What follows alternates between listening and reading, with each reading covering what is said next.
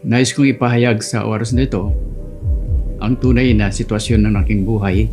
Ang aking puso ay napanday sa karahasan, sa pananakit ng aking kapwa. Wari ako'y nasa kumunoy ng kasalanan na habang gumagalaw ako ay palunod na akong palunod. Lumulubog at lumulubog. Sa mamura kong kaisipan, nangarap ako na ako'y maging isang abogado. Hindi nangyari yun dahil ang buhay ko ay naligaw ang landas.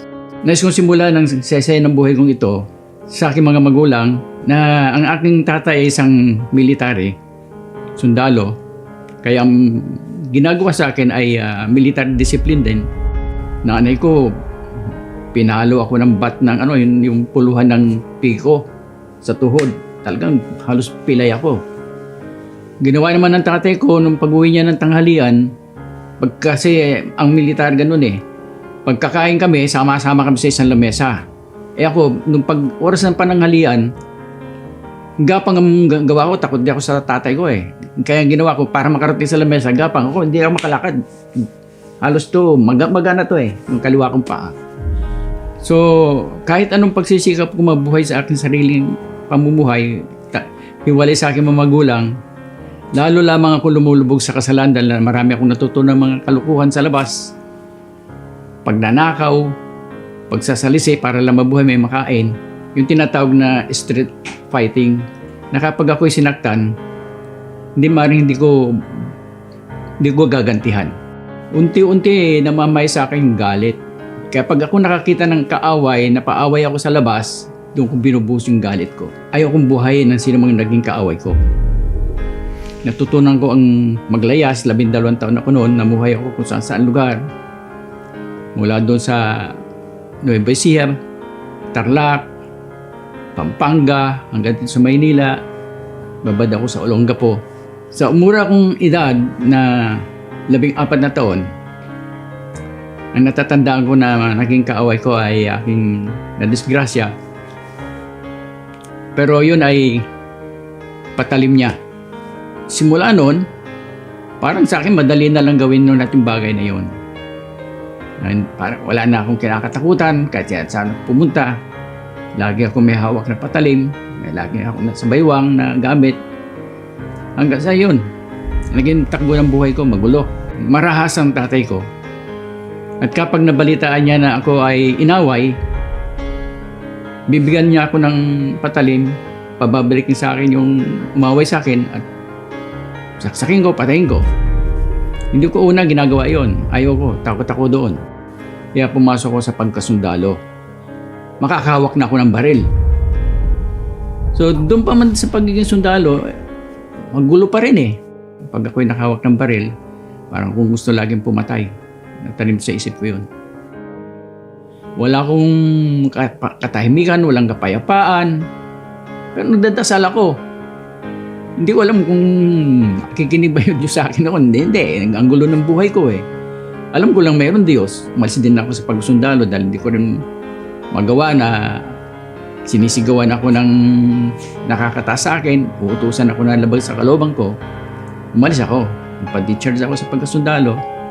At nung umuwi nga ako, mga panahon na yan, umuwi ako sa amin, yung kapatid ko naman na babae na nililigawan ng isang membro ng bahala na gang, saka ko lamang nalaman noon meron ng pangyayari. Natangay na yung aking kapatid, dinala na, naisakay na sa kotse, inagaw ko yung kapatid ko doon sa nag-abduct sa kanya na kidnap. So, napatay ko kagad yung dalawa doon.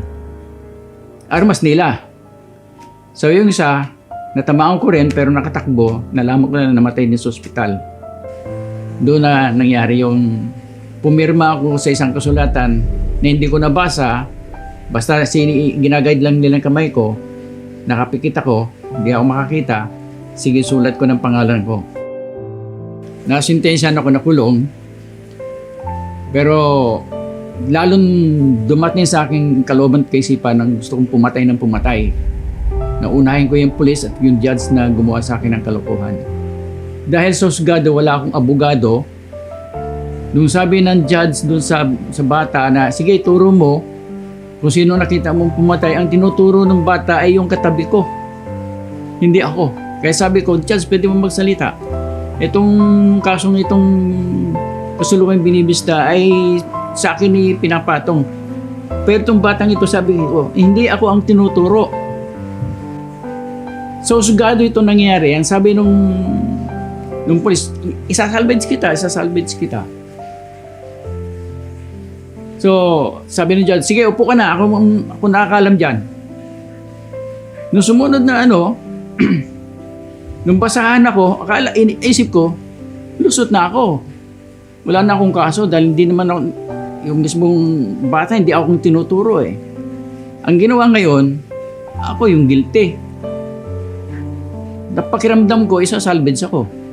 6 to 12 years yung pagkasintensya sa akin, 6 to 12 years. Iniwanan ako ni escort ko doon sa korte, nakikiramdam na ako, sabi ko, delikado na to. Ang takbo ng isip ko ay lumaban na lang ng sabayan, mang-agaw ako, papatay na rin ako. Sa mga panahon na yan, ang takbo ng isip ko ay talagang wala nang pag-aalinlangan na puro kasamaan na lang maaaring mangyari sa buhay ko. Yung ginagawa sa loob ng Bilibid, lahat ng mga narinig ninyo, mga katiwalian sa loob ng Bilibid, totoo yun. Merong sistema doon na pustahan, magawa ka ng sinturon. Doon sa loob ng Bilibid kasi parang katuan na lang yun na makikipagpustahan ang magkabilang pangkat. Hawakan ng sinturon, pag naitumba mo at ikaw yung nanalo, palatandaan, lalagyan ka ng katla. Maraming perang preso eh. Kaya pinagpupustahan ang buhay ng tao doon parang manok. So tuwing mayroong ka mapapatay, binibigyan ka ng bilang pero guguhitan ka sa braso. Bali, ang aking nano dito, 8 eh. 8 ang naging gatla sa aking braso. Palatandaan din na 8 yun natumba. Pero lahat yung pinagsisihan ko, pagka naalala ko ito ngayon, pag ako'y natutulog, iyak ako, hingi akong tawad sa Diyos. Dahil may buhay akong pinawi. Hindi ko ginusto. Ang sistema kasi ng bawat pangkat ay ikaw ay dadalhin pag ikaw ay para masubukan. Palalabasin ka at mananaksak. Ang napili kong puntahan noon ay simbahan. Ang tawag doon ay Foursquare Gospel Church. Noong nasa loob na ako, may 2 akong armas na nakalagay dito sa dibdib ko na ang pagitan lamang ay sinulid. Tapos naka-jacket ako. Ang pinagtatahan ko pagpasok doon, bakit ang mga tao masasaya? Nagkakantahan, nagpapalakpakan, nagtataas ng kamay. Hindi ko pa naintindihan nung una yung pagpupuri ganun pala sa Diyos. Ang tingin ko, parang mga loko-loko. Kinabukasan, naglagari uli ng rehas para makalabas, hindi na sa pintuan dumaan. Pumunta uli doon sa lugar na yon, pero meron na akong conviction na hindi ko pwedeng dalhin yung patalim sa loob ng simbahan. Umaga na linggo yon. At nung nandoon ako sa loob, tandang-tanda ko pa yung mensahe. Ang mensahe ganito nilalaman. Kung itinakwil kayo ng inyong mga magulang, wala na nagmamahal sa inyo, ay meron dakilang Diyos na Ama na nagmamahal sa inyo, na nagbigay ng kanyang bugtong na anak, na si Jesus, upang madama mo ang pag-ibig ng Diyos. Yun ang nagbigay sa akin ng bukas na kaisipan, meron palang nagmamahal sa akin. Yung time na yun na malaman ko na meron Diyos na nagmamahal sa akin, hindi lang iyak ang ginawa na nangyari sa akin, kundi hagulgol, labas ng sipon, labas ng laway, labas ng luha. Tapos bigla ko nawala ng malay. Si Jesus ay ginawa kong hari, Panginoon ng aking puso, ng aking buhay. Hindi na ako nabubuhay sa aga ng sarili ko, kundi ang kinabubuhay ko ay si Kristo na. Kaya kahit anong mangyari, kahit anong problema ngayon, ito ang pagkakaiba ng buhay ko noon at ang buhay ko ngayon. Noon, wala akong kakampi. Pagka may problema ako, ngayon may problema din ako, na Kristiyano na ako, ganap nakakakilala sa Panginoon, pero meron akong kakampi, meron nagbibigay sa akin ng kalakasan, may nagbibigay sa akin ng pag-asa, at lagi nakabantay sa akin, kasama-sama ko araw-araw na di ako pinababayaan. Na kahit saan man ako pumunta ngayon, hindi ako natatakot mamatay, mapatay, dahil mo ko, mabubuhay ako muli dahil sa Kanya na aking pinaglilingkuran si Jesus. Yung mga nakaranas ng kasakitan sa buhay, masasabi ko sa inyo, may pag-asa at si Jesus ang pag-asa. At ang simula ng pagbabago ay tanggapin si Jesus sa inyong puso, kilalanin siya bilang Hari ng mga hari at Panginoon ng mga Panginoon sa inyong puso at sumunod sa Kanyang batas. Ganap tayong mababago at babaguhin ng Panginoon. Araw-araw tayong babaguhin ng Diyos. Kung ang buhay natin ay susuko lamang sa Kanya.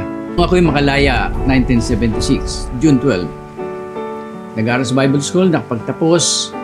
Ngayon ay patuloy na nangangaral ng salita ng Diyos. Naka-16 na taon ako sa bundok, doon sa mga Aita, parting Pampanga, Porac, na makaraming mga Aita doon na natuto mamuhay para sa Panginoon. Ang tawag nila sa akin doon, Apo, na kung ibig sabihin nun ay Lolo. Napakaraming bata doon na pag dumating ako, ang tawag sa akin ay Lolo. Hindi ako magdadala ng supot-supot na candy, tinapay, biskwit. Dahil lahat yun parang apo ko.